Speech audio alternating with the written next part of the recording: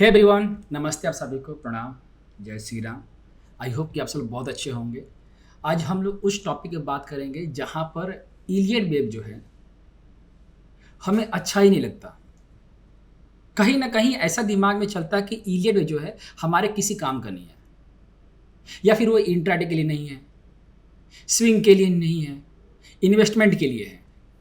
ये सब दिमाग में सबके आता है, क्योंकि जब भी हम ट्रेडिंग करते हैं तो कोई दूसरा रूल बता रहा है, कोई दूसरा रूल बता रहा है। मतलब डिफरेंट डिफरेंट टाइप के रूल्स और गाइडलाइंस जो आपको देखने को मिलेगा इलियड वेव पर, और ये कहीं ना कहीं फैक्ट है। सपोज करो कि अगर आप जो है 10 इलियड वेव इलिटेशन को फॉलो करते हो, ठीक है ना, तो 10 के 10 इलिटेशंस के काउंटिंग आपको अलग ही मिलेंगी।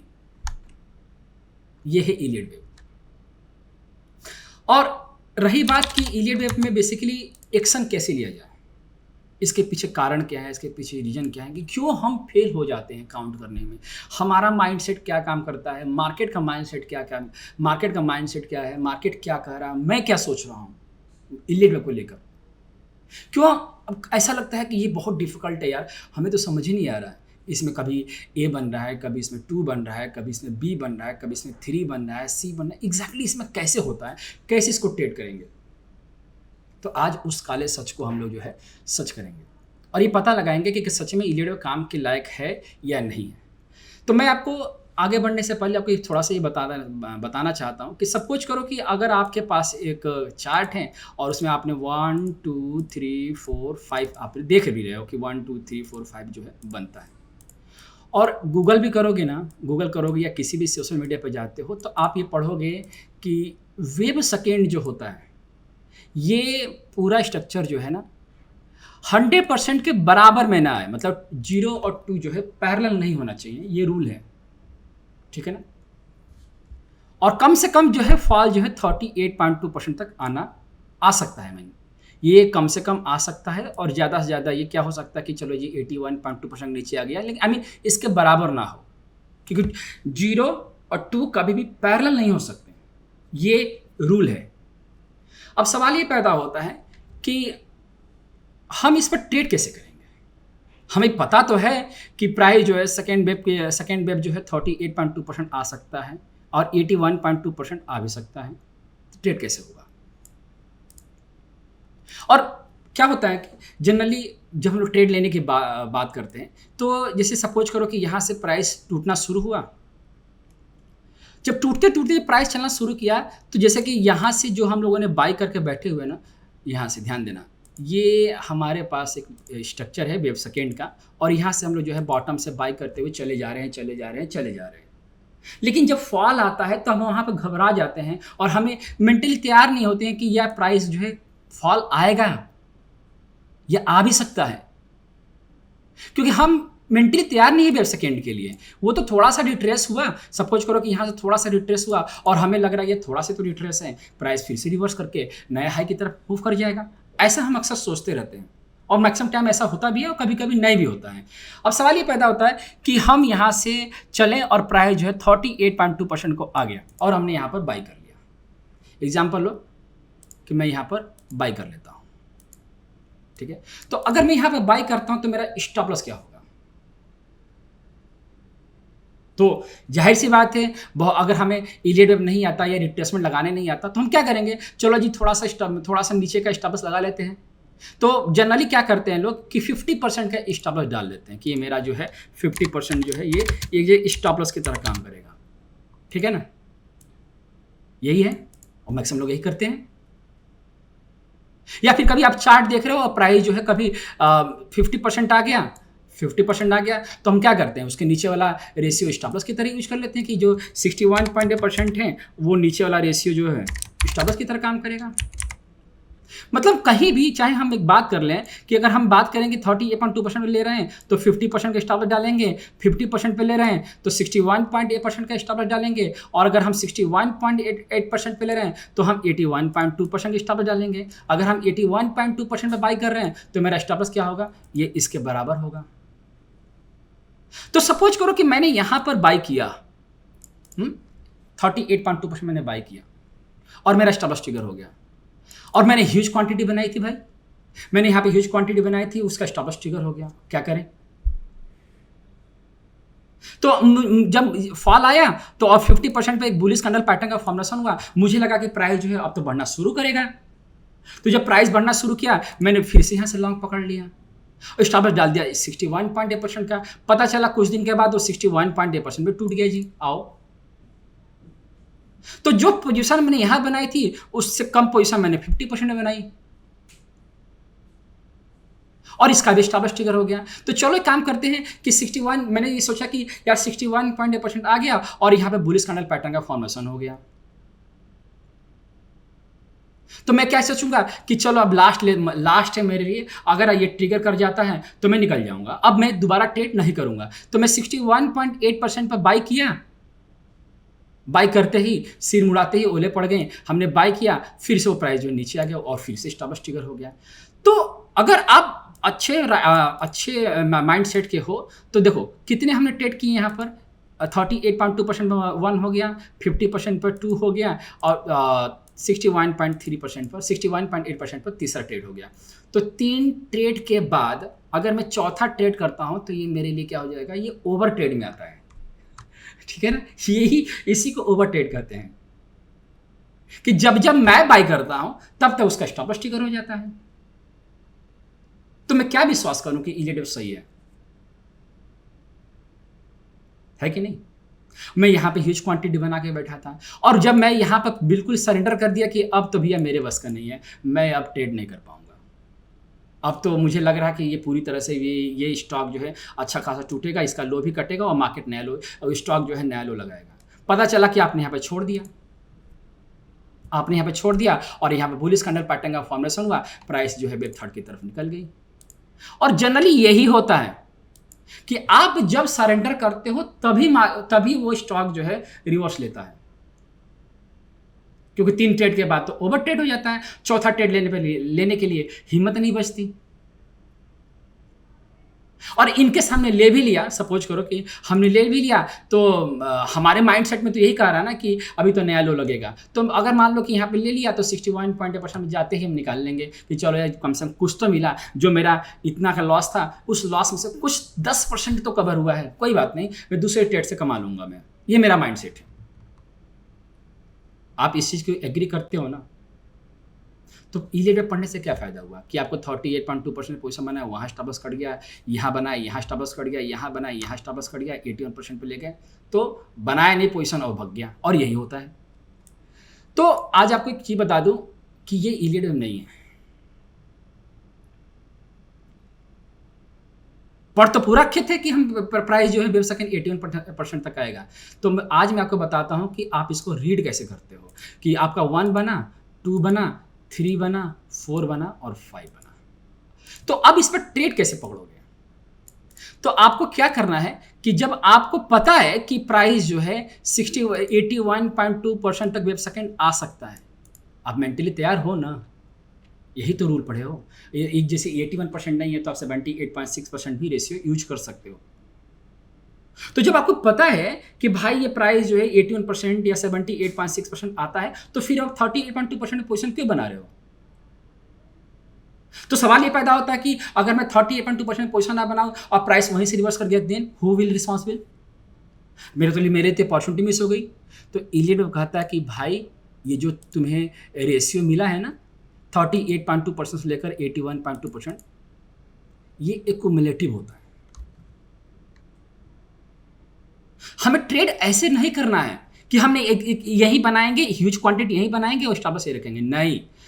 अब हम जो भी पोजीशन बनाएंगे, अब मेरे दिमाग में चल रहा कि मैं एक स्टॉक लूंगा भारत फोर्ज, जैसे यही एक स्टॉक है भारत फोर्ज और हमने इसको लेना है।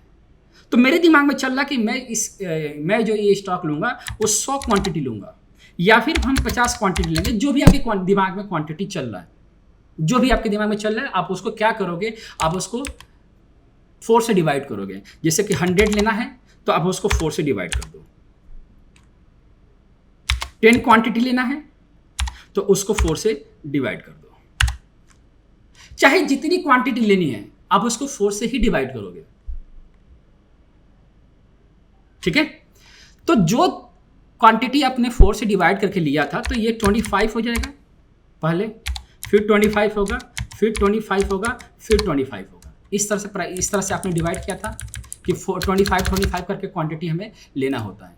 तो अब सुनो कि चाहे आप 38.2% पे बाई करो या फिर आप 81.2% पे बाई करो, दोनों के केस में स्टॉप लॉस जो है वो ब्रेक पॉइंट का ही होता है। इसी को प्रोटेक्टिव स्टॉप कहते हैं। ये रूल है कि आप चाहे 38% पे एंट्री ले रहे हैं या 81.2% पे एंट्री ले रहे हैं, इससे प्राइस को कोई मतलब नहीं है। इलियट वेब को कोई मतलब नहीं कि आपने कितने परसेंट पे रेशियो आपने ट्रेड उठाया हुआ है। प्राइस ये कहता है कि जो क्वांटिटी आप ले रहे थे तो 25 क्वांटिटी आप 38.2% पर लोगे। इन केस अगर वो और टूटा तो 25 क्वांटिटी 50% पर लोगे, और टूटा तो 25 क्वांटिटी 61.8% पे लोगे, और टूटा तो 81.2% पे लोगे। तो जो 100 क्वांटिटी आप जो है 38.2% में लेने वाले थे, वो क्वांटिटी आपको इस तरह से मिलेंगी। और ये रूल है कि वेब सेकेंड का जो रेशियो होता है 38.2% से लेकर 50% तक होता है। ये नहीं है कि 38.2% में बुलिश कैंडल पैटर्न बना तो हमने यही भर लिया। Maximum time candlestick pattern fail होते हैं। तो हमारा जो पोजीशन साइज होना चाहिए वो 4 रेशियो में डिवाइड होना चाहिए। 38.2% के लिए अलग, 50% के लिए अलग, 61.8% के लिए अलग, 81.2% के लिए अलग। ठीक है ना। चाहे आप 25 क्वांटिटी ही बाय करके छोड़ रखे हो कि मैं 25 क्वांटिटी बाय करूंगा और दोबारा क्वांटिटी बाय नहीं करूंगा, ठीक है, ये भी चलेगा। लेकिन आपको दिमाग में लेके चलना होगा कि भाई मेरा स्टॉप लॉस जो है, मेरा जो स्टॉप लॉस है वो 50% नहीं होगा, 61.8% नहीं होगा, 81.2% नहीं होगा, मेरा स्टॉप लॉस 0 ही होगा। ये रूल है, ये है वेब सेकेंड। वरना आप पैनिक हो जाओगे ना, आपका विश्वास कम हो जाएगा कि मैं इसको यहां पे बाई करूं या यहां बाई करूं। वेट करो, या फिर पोजीशन साइज इस तरह से बनाओ कि 25 इस तरह से पोजीशन साइज बनाओ, तब जाके आप जो है वेब थर्ड में इंटर करोगे। अब सवाल ये पैदा होता है कि मान लो कि हमने 100 क्वांटिटी लेने के लिए बीड लगा डाली थी हर जगह, लेकिन वो तो 38.2% से रिवर्स होकर चला गया। तो ये और अच्छी बात है कि 38.2% से रिवर्स करके चला गया, तो हम एटलीस्ट हमें इस बात का रिग्रेट तो नहीं होगा ना कि यार मिस हो गया, ह्यूज क्वांटिटी लेने वाला था। नहीं, पोजीशन साइज और रिस्क मैनेजमेंट यही कहता है कि आप जो है 38.2% में ले चुके हो तो स्टॉप लॉस जो है आपका यही रहेगा, क्योंकि रिस्क तो बड़ा रहेगा ना जी। हाँ, अगर आपका यहां से प्राइस चलना शुरू किया, अब रही बात कि स्टॉप लॉस को मॉडिफाई कैसे करेंगे, तो आप तब तक स्टॉप लॉस को मॉडिफाई नहीं करोगे जब तक आपका वेब फर्स्ट का हाई नहीं ब्रेक किया। तो अगर आपने यहां पर 38.2% में वेब सेकेंड के लिए अपनी पोजीशन बनाया था वेब थर्ड के लिए, और जैसे ही प्राइस चलना शुरू किया यहाँ से वेब सेकेंड से, तो प्राइस चलना शुरू किया, तो अब क्या करोगे, जैसे इसका हाई कटा, अब आपका स्टॉप लॉस जो है जहाँ से चला था प्राइस, अब वो रखोगे स्टॉप लॉस कि ये मेरा भी स्टॉप लॉस रहेगा, क्योंकि एक बार अब तो प्राइस का हाई कट गया, अब तो प्राइस रिवर्स होकर नीचे नहीं आएगा। इस तरह से फॉलो किया जाता है। अब मैं आपको छोटा सा एग्जांपल आपको दिखाता हूँ, जैसे कि ये एक एग्जांपल ले लो, भारत फोर्ज का एग्जांपल हो। अब सुनो कि कैसे अगर मैं इससे पोजीशन बनाऊंगा, अगर मैं इसको वेब फर्स्ट कंसीडर कर रहा हूँ कि मैं इसको एज ए ये मेरा वेब फर्स्ट है, तो कभी फ्यूचर में अगर आप इस वीडियो को देख रहे हो तो ये मत दिमाग में डाल देना कि स्टॉप लॉस नहीं कटेगा। हो सकता है फ्यूचर में इसका स्टॉप लॉस कट जाए, अगर आप कभी 6 महीना 3 महीना बाद या 2 महीने बाद जब भी आप इस वीडियो को देख रहे हो आप, ठीक है ना। तो ध्यान देना कि जैसे मान लो कि ये स्टॉक लिया और यहाँ से ये हमारा 1 है, और देखो अभी क्या दिख रहा है कि प्राइस जो है 50% है। तो हम क्या किए थे कि 38.2% कुछ पोजीशन बनाएंगे, 50% में कुछ पोजीशन बनाएंगे, और टूटा तो 61.8% पे पोजीशन बनाएंगे, और 81.2% पे पोजीशन बनाएंगे, स्टॉप लॉस ये रहेगा। तो इस तरह से हमारा क्या हो जाएगा कि जो हम 100 क्वांटिटी का स्टॉप लॉस लेके चल रहे थे, ये कि सपोज करके हमने यहाँ पे ले लिया और स्टॉप लॉस मुझे ये रखने वाला था, तो क्वांटिटी वही रही, क्वांटिटी मेरी वही रही। स्टॉप लॉस बड़ा देखने में बड़ा जरूर लग रहा है, ये आपको स्टॉप लॉस बड़ा दिख रहा है कि यार रिस्क तो बहुत बड़ा है। नहीं, आपका रिस्क बड़ा नहीं है, क्योंकि आपने एवरेज किया हुआ है। जब आपने एवरेज किया हुआ ना, उस वक्त आपका रिस्क जो है कम हो जाएगा। इसीलिए वेव सेकेंड को एक्यूमुलेटिव वेव बोला जाता है। अब यही पे बात मैं करूं कि अब जैसे कि एग्जांपल हो कि ये निफ्टी है, अब निफ्टी में ये क्या है कि यहां से आप रिट्रेसमेंट डालें और प्राइस जो है अभी 23% है, मतलब 38.2% आ भी सकता है और ये 23% से भी रिवर्स कर सकता है, ठीक है ना। बाकी वेव सेकेंड जो है मिनिमम जो है अगर ये एक्सटेंशन में है, सपोज करो कि ये वेव फर्स्ट है और ये एक्सटेंशन में है, तो 38.2%, 50% ये मैक्सिमम होते हैं। रिवर्स करने के लिए वो 23% से भी रिवर्स कर सकते हैं, 14% से भी रिवर्स कर सकते हैं। तो ये तब होता है जब आपका वेव फर्स्ट एक्सटेंशन में होगा तब। तो अब हमारी ये जिम्मेदारी क्या बनती है? हमारी जिम्मेदारी ये बनती है कि बहुत लाइट सा ट्रेड हम 23.6% पे लें, या फिर हम 38.2% बहुत लाइट सा ट्रेड लें, क्योंकि ये मेरा माइंडसेट है। ये मुझे पता है कि मेरा वेव सेकेंड जो है वो 81.2% तक लीड करता है। तो मैं क्या आपको बताऊं कि यहां पर 38.2% बाई करना है और ये स्टॉप लॉस ये रखना है? नहीं, यही रूल गलत है, ठीक है। चाहे मार्केट ट्रेंडिंग हो और चाहे मार्केट टर्मिनल हो, दोनों के केस में आपको यही स्टॉप लॉस जो होगा, स्टॉप लॉस आप हमेशा और हमेशा बेस पॉइंट का ही लेके चलोगे, ये वाला, ठीक है।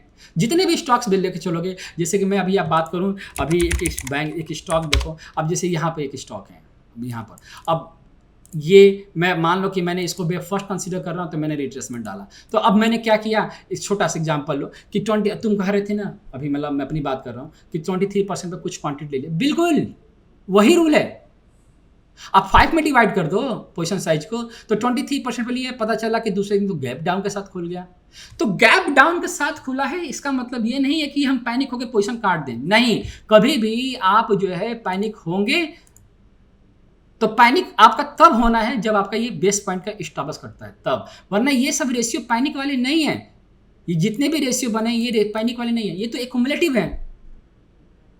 तो जब हमें पता ही नहीं है कि एक्यूमुलेटिव में और स्टॉप लॉस में क्या डिफरेंस है, फिर मैं ट्रेड कैसे करूंगा मैं? तो हमेशा ध्यान में रखना है कि वेव सेकेंड के जितने भी 81.2% तक के जो रेशियो होते हैं वो एक्यूमुलेटिव होते हैं।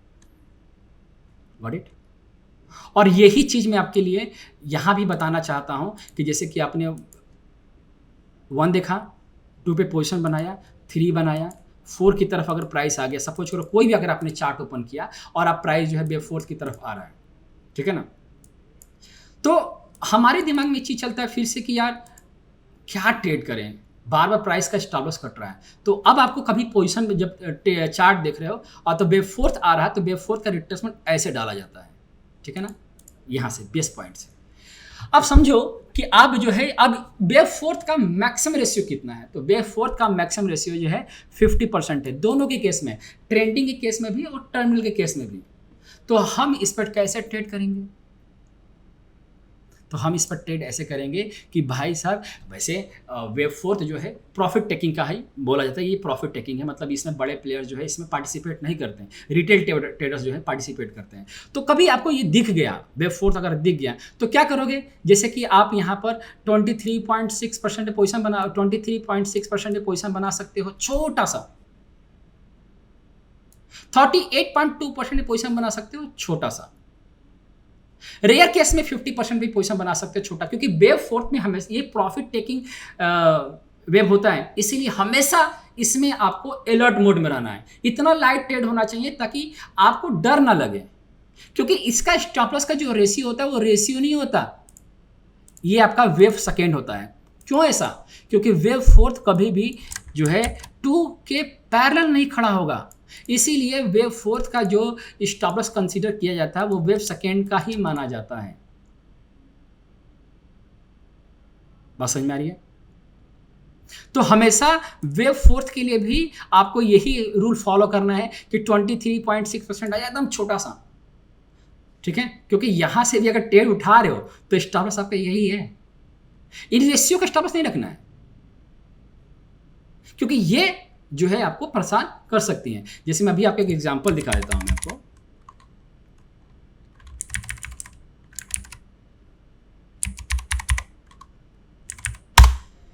देखो, अब जैसे कि मैं यहाँ पर काउंट किया मैंने, ठीक है ना। तो अब यहाँ से वेव फोर्थ है, तो यहाँ से यहाँ तक एक स्टॉक देखो। अब देखो यहाँ पर क्या हुआ था कि प्राइस जब टूटना शुरू हुआ तो हमने यहाँ पोजीशन बनाई जी। जैसे टूटा ना तो हमने 23.6 में पोजीशन बनाई है, प्राइस ऊपर गया, लेकिन पता नहीं क्या हुआ कि प्राइस फिर से ड्रॉप हो गया, और ड्रॉप होकर कहाँ गया, 38.2% पर आ गया। तो मैं तो वही समझाने की कोशिश कर रहा हूँ ना कि आपके दिमाग में हमेशा चलते रहना चाहिए कि प्राइस जो है हमारे पास तीन रेशियो हैं, 23.6%, 38.2% और 50%। ये तीन मेरे पास ऐसे रेशियो हैं जहाँ पर मैं इसको छोटे क्वांटिटी में एक्शन ले सकता हूँ, ठीक है। और रही बात हमारा प्रोटेक्टिव स्टॉप, तो हमारा वेब सेकंड हमारा लिए है ही है वेब सेकंड प्रोटेक्टिव स्टॉप, ठीक है ना। अब देखो क्या हुआ कि 38.2% के बाद जब रिवर्स किया तो प्राइस वेव फिफ्थ में इंटर किया। तो ट्रेडिंग करते वक्त आपको ये ध्यान में जरूर रखना है कि आपको प्रोटेक्टिव स्टॉप जो रखने हैं वो वेव्स के होते हैं, रेशियो के नहीं होते, क्योंकि रेशियो आपको एंट्री का मौका देते हैं। करेक्शन के जितने भी रेशियो आते हैं वो एंट्री पॉइंट के होते हैं, और इंपल्स के जो रेशियो होते हैं वो प्रॉफिट के होते हैं, प्रॉफिट लेने के रेशियो होते हैं। अब ये भी हो सकता है कि अगर हमारा यहां पर हमने बाय किया, वेब थर्ड का हाई ब्रेक किया, तो हम निकल सकते हैं, ठीक है। तो मैंने ये बताने की कोशिश किया कि जब भी अगर आपको वेब सेकंड दिखाई दे तो आप स्टॉप लॉस जो है 38.2% का नहीं रखोगे, 50% का नहीं रखोगे, 61.8% का नहीं रखोगे, 81.2% का नहीं रखोगे, बेस पॉइंट का रखना है। पोजीशन साइज इतनी कम रखना है कि बेस पॉइंट तक आपको वेट करना पड़े। सेम आपके वेब फोर्थ के लिए कि जब भी आप एक्शन लें 23%, 38.2%, 50%। और रही बात स्टॉप की, तो वेब सेकंड का स्टॉप लॉस रखना है। यही हमारा कॉन्सेप्ट है, यही वेव इलियड वेव है। तो इलियड वेव को जो इलियड वेव के लिए प्रति जो आपके प्रति आपके माइंड में जो चीज़ चल रही है ना कि हम इलियड हमारे किसी काम का नहीं, आप इसको 5 मिनट का टाइम फ्रेम भी अप्लाई करके कर सकते हो। इंट्राडे भी ये पॉसिबल है, बस हमारे अंदर वो पेशेंस पैदा करना होगा कि हम जाएं, भले ही प्राइस 38.2% पे लें या फिर हम 81% पे लें, मेरा स्टॉप लॉस जो है फिक्स है वो, ठीक है। तो मैंने ये कोशिश की है आपको कि आप करेक्शन में एक्शन कैसे लोगे। मुझे पूरा उम्मीद है कि आपको ये वीडियो बहुत ज़्यादा पसंद आएगी और इससे आपका इलियड वेव में और ज़्यादा विश्वास बढ़ेगा, ठीक है। और आपको लगता है कि मुझे कुछ में और भी सीखना है, मुझे और इसके बारे में जानना है, तो मुझे कमेंट करके ज़रूर बताना। और इसी के साथ मैं आपको एक टास्क दे रहा हूँ कि इस तरह से जैसा मैंने आपको बताया आप अपने चार्ट पर अप्लाई करो, और अप्लाई करने के बाद मुझे यहाँ पर जो है क्वेश्चन पूछ सकते हो आप लोग। यहाँ से ये आपका ये एक्स का हैंडल है, और इस एक्स के हैंडल पर आप मुझे टैग करके क्वेश्चन पूछ सकते हो, ठीक है। जो भी आपके मन में डाउट्स हैं आप पूछो, ताकि मैं आपको, मुझे खुशी होगी आपके सारे क्वेश्चन का आंसर देने के लिए, ठीक है। तो मिलते हैं अगले वीडियो में, अपना ख्याल रखिएगा। नमस्ते आप सभी को, प्रणाम, जय श्री राम।